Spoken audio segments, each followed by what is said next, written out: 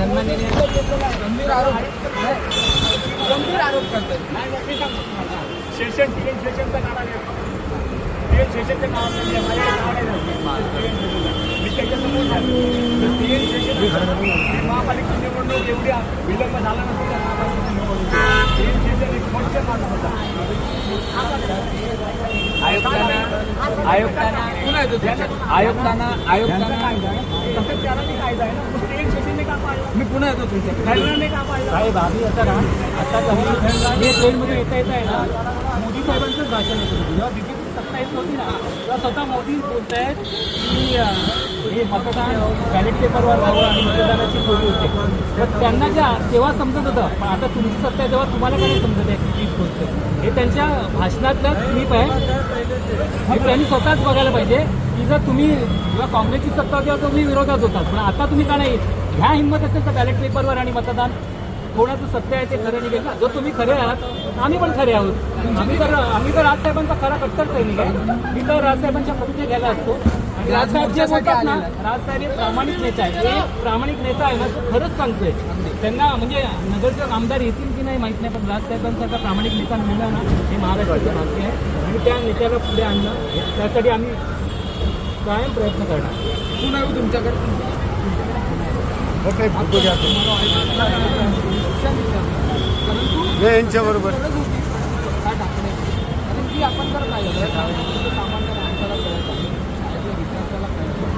हे कुठे गेले दोघं? हा प्रश्न म्हणून मी तुम्हाला हा प्रश्न त्या मोदींनाच आता मला हे विचारलं या पद्धतीने निवडणूक आयुक्ताला कळत नाही, अधिकाऱ्यांना कळत नाही, बैठका झाला.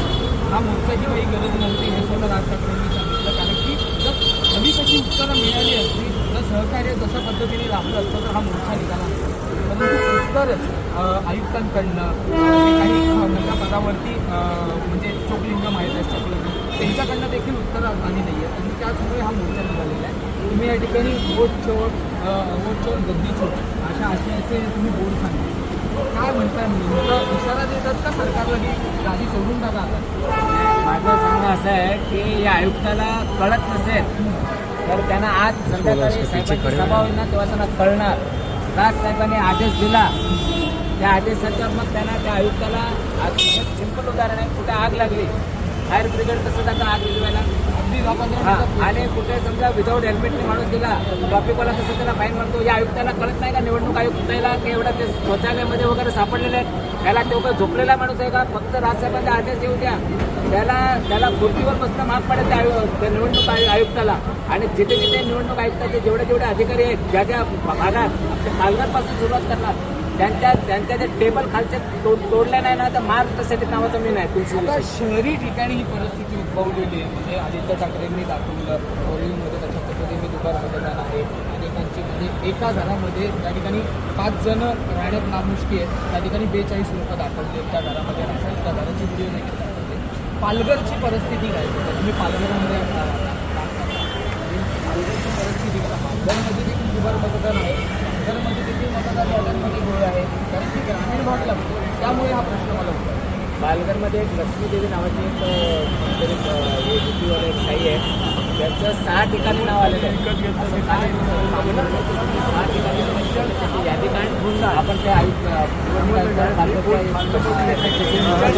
आणि उघडते सांगू पालघर सर्वांना त्यांनी विकत घेतलं आहे काढून देतो. असं जर हे नेहमी असं वेळोवेळी होत असेल आयुक्त तर सामान्य जनतेच्या त्यांच्या नियमाप्रमाणे चाललं हे खूप विचित्र काम. न्यायमूर्ती आणि त्यांच्या या गोष्टीला आज नियमाप्रमाणे साहेबांच्या आदेशाची वाट पाहतोय. माझ्याकडे हे होतं असेल तर आम्हाला खात्री आहे मी टाकली साहेब आदेश देते आणि हे निवडणूक आयुक्त पत्नीवर येते. अपक्ष उमेदवार आपण जर पाहिलं तर चर्चगेट स्टेशनच्या बाहेर अशा वेशभूषेमध्ये आपण जर पाहिलं मला माझं मत बघायचं आहे. राज ठाकरे दुसरं काय नाही. मी उभा निवडणुकीला मला माझं मतच बघायचं काही बघायचं नाही.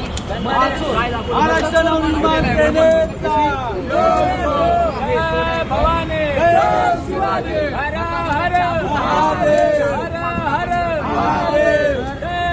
भवानी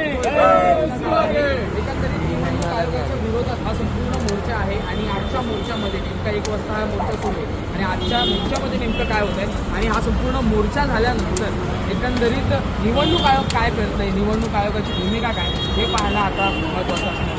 मी आदित्य जाधव तुम्ही पण आता चाबूक मारणं